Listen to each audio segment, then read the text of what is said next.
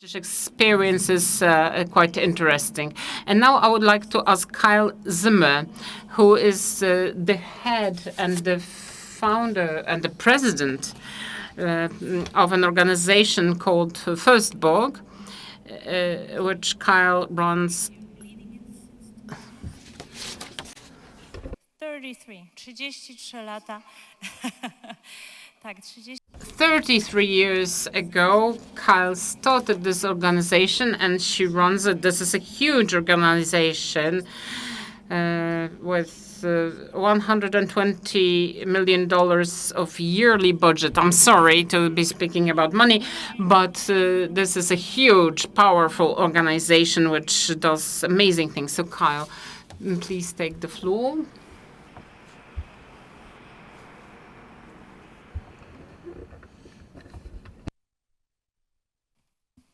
How did you know I would need that? I will apologize at the front end because I'm losing my voice. I've been on the road for about, 2.5 or 3 weeks, so I've got water right behind me. As you just heard, my name is Kyle Zimmer. I'm delighted to be here to represent my organization, FirstBook, and we are a nonprofit social enterprise based in Washington, D.C., and so, of course, I was stunned to learn about this thing you're calling misinformation this morning because it's so startling to me to know that that exists in the world. What FirstBook is focused on is supporting and elevating educational opportunities of all sorts for kids in poverty, ages 0 to 18, in really every conceivable setting. And I'll address that over the course of my comments. I do want to say how honored I am to be here with you, Maria. And you and I met last year when you were in Washington to receive an award for the Universal Reading Foundation from the U.S. Library of Congress. It's a stunningly wonderful accomplishment that, of what you've put together even today. So please.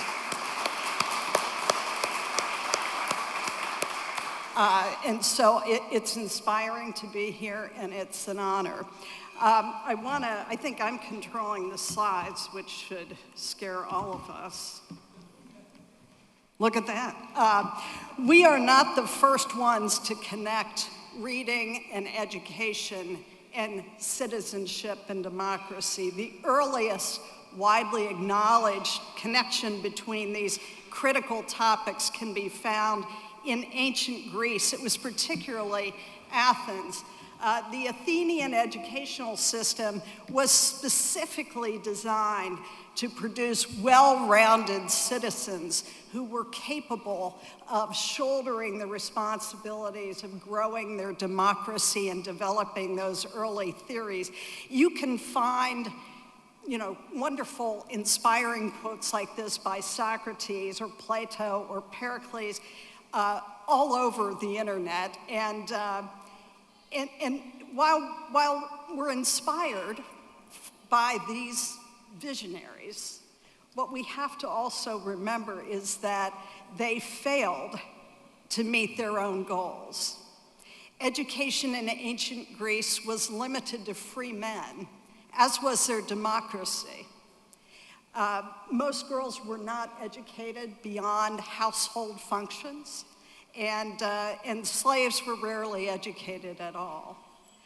And before we scoff too much at the failures of ancient Greece, we have to come to terms with the fact that nearly every country in the world, all of these ages later, has continued to fail to elevate quality education universally for all of our children and all of our citizens. So we have to look each other in the eye and say, as dedicated as we all are to these themes, to these foundational issues, we're not getting it done, full stop. And that is sort of a negative point to start a set of comments on. But, you know, in the US, in my own country, I've come to terms with this over the past 33 years, and what it's called upon me to do is to constantly question the models FirstBook is using, what we're thinking about, what we're not thinking about, the data that we need to make better decisions, the partnerships that we need to reach out and build. And I really want to call on all of you because it's on us, it's on our shoulders.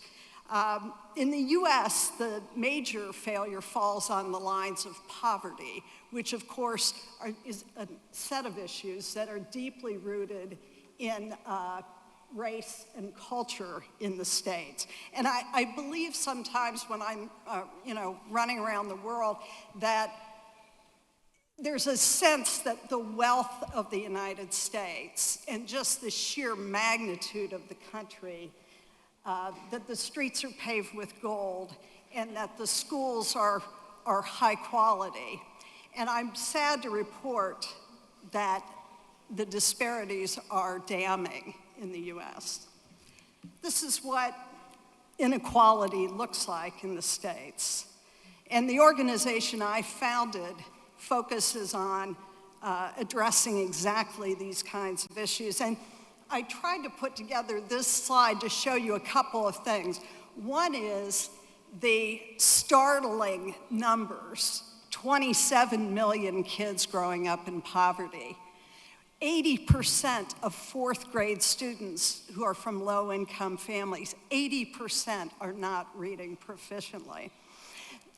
These are, and you can see, by the way, that US public schools, these are systemic decisions. When you fund your public school systems by property taxes, you bake into the ability to spend money in those schools an inequality that's almost impossible to overcome. So, we all recognize, and I certainly all of us who are dedicating our lives to these issues, we recognize that this profile in the wealthiest country in the world, this profile means that we're jeopardizing our democracy, we're jeopardizing our economy, we are dooming millions of kids and their families for generations to a lack of well-being. And even recent studies I've seen have shown that there's a link between learning, between educational opportunities and life expectancy. There's just no end, to be honest. Now, I've had a lot of experience. I'm old, you guys. I'm old, you guys. And I was on the board of Ashoka at the global level for over 25 years. And I didn't start when I was 10, by the way, sadly. And I've been involved with the Schwab Foundation since I was elected as a fellow in 2007. My own organization, as you heard, is 33 years old. So I've learned a few things, and I just want to race, I promise, across 4 ideas that I think can make a real lasting difference. But these are strategies, so I'm coming at this from a slightly different angle than my friends and colleagues. I'm gonna get a drink, forgive me.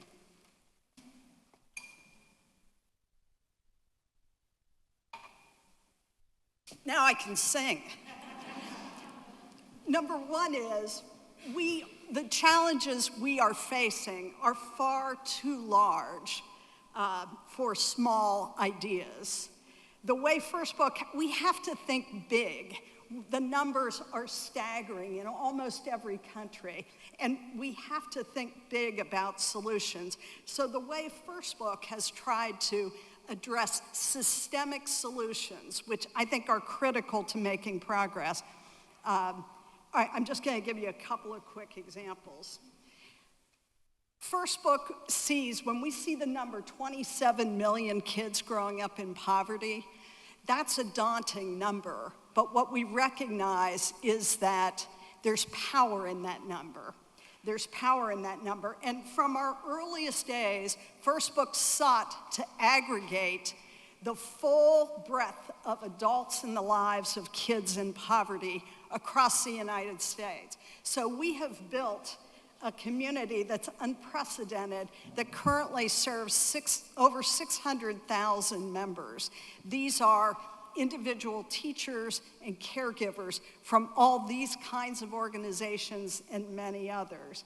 We actively work to elevate them as a community, bringing them together, getting them what they need to do their important work. In fact, I was mentioning to a couple of you, this summer we're launching a new experiment, a community platform, and that platform will allow us to live stream town halls so that the community can talk together. It will allow us to provide live stream access to experts so that we elevate the skills of folks teaching reading, for example, and as well as mental health issues and things like that. We're even reaching out to local theaters around the United States to try to capture those kinds of creative storytelling experiences and make those available to our community and therefore to the 6.5 million kids we serve annually currently. Another way we have developed the strength of this community is through collective purchasing. You know, when you are buying on behalf of 600,000 people, you get some torque, you get some market leverage. And through the FirstBook Marketplace, which is our online nonprofit e-commerce site, we deliver about 11 or 12 million books annually. They are free or at very reduced costs. We've distributed over 250 million books to date. And this volume allows us to push the publishing industry to lower costs dramatically for our community, but it also allows us to push for relevancy of those books, to push the publishers to promote diversity of the content. For example, and I have an example here, but I won't take the time to show you, but find me afterwards if you want to see it.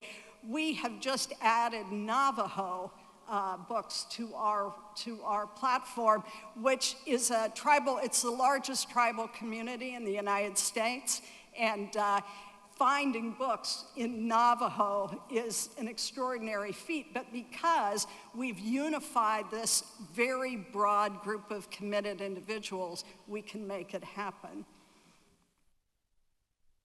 The second big pillar is I think we need to get very flexible about how we approach solutions. If we've learned anything over the past 10 years, for heaven's sakes, we have to have learned that things can turn on a dime. You know, the pandemic, political changes, and what we have to do is, like the days, I should say it this way, the days when we can come down off Mount Olympus with one strategy that we believe will elevate and address the issues that we're struggling with, those days are over, or they need to be. If that worked, we would all be out eating spoonfuls of beluga caviar today, and we wouldn't be in this room worrying together about issues that we have struggled with for generations. We have to identify what's going on in those classrooms and programs, and we have to be able to adjust very quickly to the demands on those teachers and caregivers. Now, the way FirstBook does this is we run something called the FirstBook Research and Insights. It's a research arm. We run about 20 studies annually, and they're on a huge range of topic areas. I can tell you that, for example, this last year, one of the studies we ran identified a range of languages and resources we needed. As a result, within about 8 weeks of the close of the study, we added 19 new languages to our platform. We have to move fast. And speaking of moving fast, I see you, Maria. We have to learn to collaborate. This is a really tough one. You know, we're all facing the highest possible stakes. Our democracies, our economies, our children, and the lives of our communities. You know, no single organization, no single sector is going to be able to solve the problems that we have.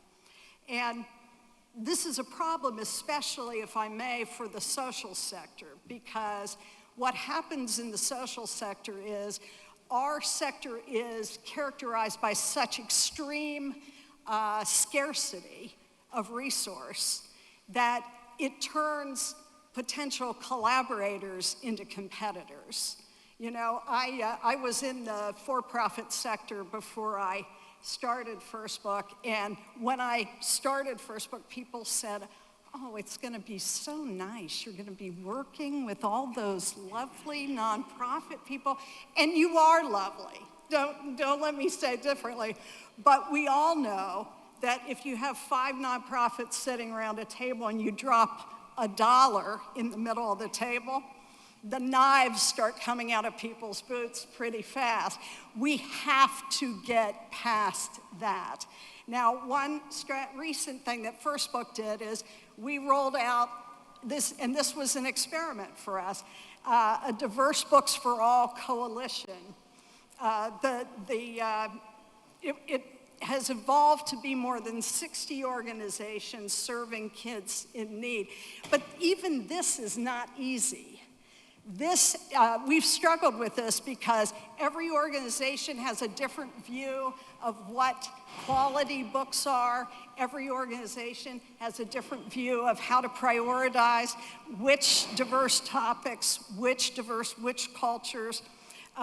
So I'm not proposing this because I think it's easy. I'm proposing it because I think it's essential. I think it's essential. Honestly, we are not going to solve these problems unless we figure out how to work together. And finally, we have to be fearlessly dedicated to data. We need to be really clear-eyed in using data first to identify the problems we're trying to address, and secondly, to openly evaluate whether what we are doing is making any difference at all. And that's a very tough question to ask ourselves.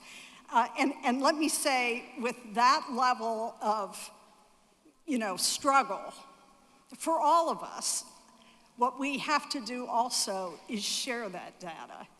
If any organization is doing something that isn't working, right now, at least in the US, what the sector generally does is they try to dress it up in their Sunday best.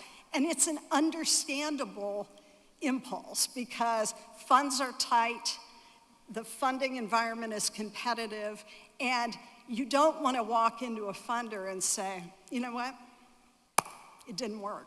We tried it, we tried our best, no results. But the truth is, until we get to the point where we educate the funding community and we put each other at ease in sharing data, good data and bad data, we will end up repeating mistakes. We will end up repeating it, and I will come flying over to Poland and I'll grab onto what I believe to be a great model, and I will share it in the US, and it will be without foundation, and vice versa. We have to get past this. I'll quickly say we ran a study. Another way to use data is we ran a study about 18 months ago where we evaluated the impact of diverse books in classroom libraries. And this was kind of a big deal because you may or may not know this, but the topic of diverse content in the United States is a hot one. So we knew when we rolled this out that it was going to be poorly received in some quarters, right? But what we learned was we chose 435 classrooms. We followed them for 6 months. We infused those classrooms with new, beautiful, diverse books. And what we saw was really breathtaking. We saw that the collective reading in those classrooms jumped by 7 hours per week. We saw that reading scores on standardized tests jumped by 3 points over estimated increases in a school year. And this kind of data, we shared it widely. We want everyone in the sector who's out there doing great work to recognize that this is a strategy that is valuable and it works. We didn't hold this data at FirstBook and use it solely for our own benefit. We have to be data-driven. We have to share it. And so nothing I've said is positive, maybe, or particularly, you know, what it is challenging. It's challenging. And that alone, and being in a room full of people who are ready for that challenge, and I can feel it in every conversation I've had, that's where the inspiration comes for me. That, and this is one of my favorite quotes from another great Maria, Polish Maria, because I think this is exactly where we are. I think that we have to be like Marie Curie, and we have to roll our sleeves up and get out there. So thanks so much.